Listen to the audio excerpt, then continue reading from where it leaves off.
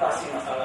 Kemudian juga saya ingin menyinggung sedikit mungkin kalau masih ada waktu nanti soal salah satu isu besar dalam waktu itu adalah tentang pilkada, pemilihan kepala daerah.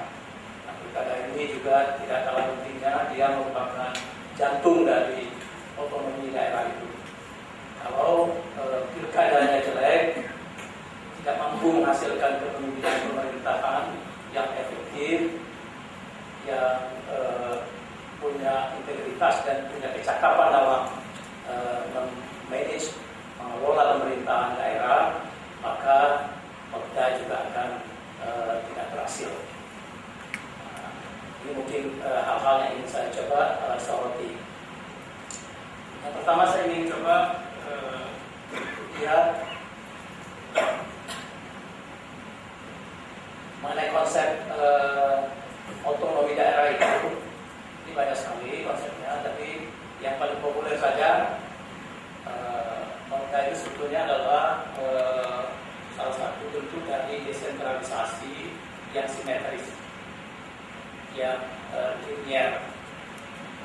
Lalu ada satu lagi sebetulnya yang juga sudah sedang hot di Indonesia ini dan juga barang baru, yaitu otonomi khusus yang kita sering singkat OTSUS.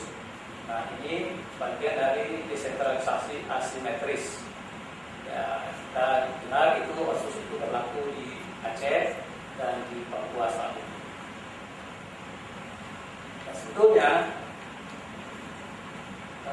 otonomi daerah itu tidak lain daripada secara simpel dan ini konsep yang dipakai oleh banyak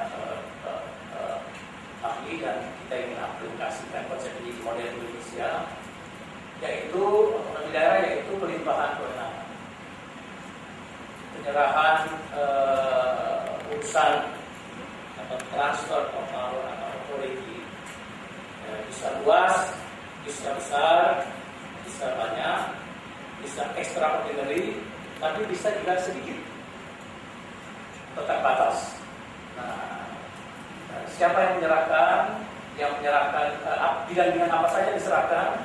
Di bidang politik bisa diserahkan, ditransfer urusan itu bidang ekonomi, sosial, fiskal dan administrasi. Nah, siapa yang menyerahkan? Yang menyerahkannya adalah pada model kita pemerintah pusat, ditransfer kepada pemerintah daerah. Lalu tujuan yang tidak lain sebetulnya dalam konsep model Indonesia terutama adalah agar ada efisiensi dalam pelayanan publik. Sebab kalau urusan itu diurus semuanya dari pusat, dari Jakarta, maka urusan itu akan mahal, ongkosnya lambat dan tidak menguntungkan bagi kepentingan publik. Samping itu juga tujuannya adalah tentu saja untuk membuat pemerintahan menjadi efektif, dan yang juga menarik adalah Pemda itu tujuannya untuk pengembangan demokrasi. Nah, mungkin ini salah satu yang seksi, yang menarik bagi kita. Ini yang paling hot, yang paling sering diangkat. Ya. Dan satu lagi, kalau kita kaitkan dengan konteks OTSUS misalnya, daerah otonomi khusus itu, otonomi itu diberikan untuk merangkul daerah yang berpola. Ya, daerah yang mau melawan Jakarta pusat, lalu kemudian supaya mereka tetap dalam pangkuan negara kesatuan, maka diberi otonomi khusus. Ini sering disebut dengan otonomi istimewa. Kalau kita bikin nasi goreng, nah ini nasi goreng pakai telur, pakai ayam, pakai udang dan kerupuk. Kalau yang tadi otonomi biasa saja. Nah, yang dapat itu juga istimewa Aceh dan Papua. Asal berani lawan Jakarta sedikit. Samping itu adalah otonomi daerah ini juga penting, adalah alat untuk pembangunan daerah. Nah, kalau tidak ada pembangunan daerah, tidak ada ODA, tidak ada pembangunan yang bermakna.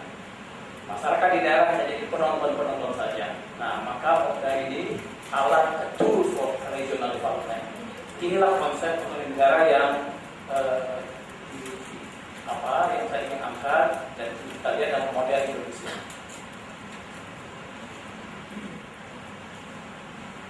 Yang kedua, saya ingin eksplorasi mengapa sih kita harus punya punya orda. Ya, sebetulnya dalam pemerintahan kalau pusat bisa mengerjakan sendiri, ya sudah itu juga boleh sah.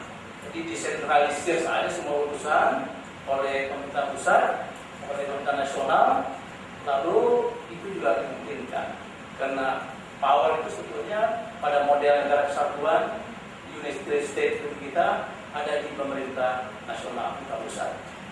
Tapi ada banyak alasan mengapa harus ada orda, mengapa harus ditransfer sebagian kekuasaan atau urusan pemerintahan itu.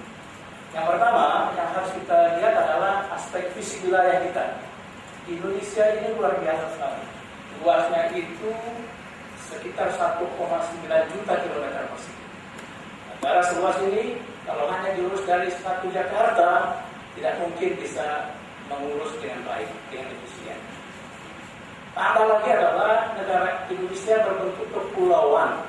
Pulau-pulau kita itu tidak kurang, data yang saya miliki yang terakhir sekitar 17.054. Walaupun 9.000 tidak pakai nama ya. Yang pakai nama sekitar 7.000-an.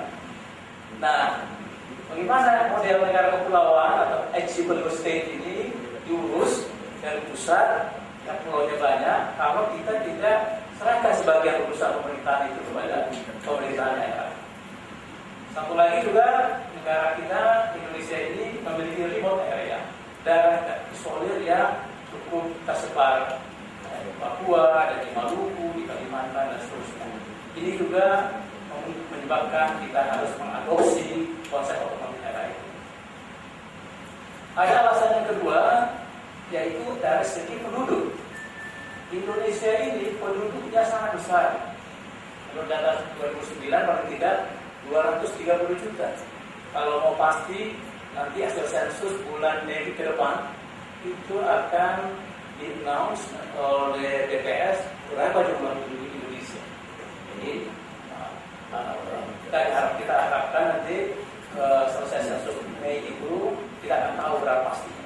Tapi ini angka terakhir itu 230 juta.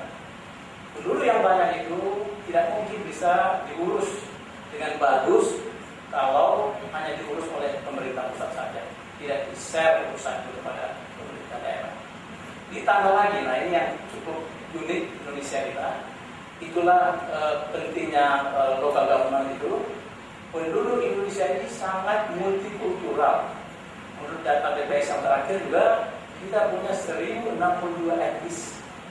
Nah, masing-masing etnis punya budayanya sendiri-sendiri, punya agama yang juga berbeda-beda, dan punya berbagai macam tradisi-tradisi yang harus kita hormati dan hargai.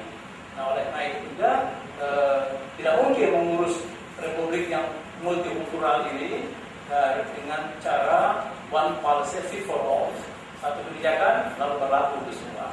Nah, ini juga membuat kita perlu mempunyai orda. Yang ketiga, yang juga tidak kalah pentingnya adalah soal alasan legal konstitusional. Jadi ada aturan dalam konstitusi kita dan dalam undang-undang kita yang menyatakan bahwa Indonesia itu perlu memiliki otonomi daerah. Nah, misalnya yang terakhir di dalam Undang-Undang Dasar 45 Amandemen itu ditegaskan bahwa Indonesia ini dibagi atas daerah-daerah, daerah diberikan kewenangan dan urusan-urusan pemerintahan. Dan bahkan juga otonomi khusus sudah dimunculkan pengaturannya di konstitusi kita. Itu diatur di dalam Undang-Undang Dasar ada pasal 18, 18A dan 18B. Bahkan konstitusi kita yang terakhir ini lebih maju karena mengaturnya lebih komplit dan lengkap, tidak seperti konstitusi yang sebelum diamandemen yang hanya menampilkan satu pasal saja. Satu lagi yang terakhir ini, mengapa kita harus punya OPDA, harus membuat OPDA di Indonesia ini? Dilihat dari aspek good governance. Nah, ini adalah hal yang sangat penting di pemerintahan modern dewasa ini. Pemerintahan itu harus dikelola dengan cara yang baik. Nah, kalau kita punya OPDA, maka akan ada peluang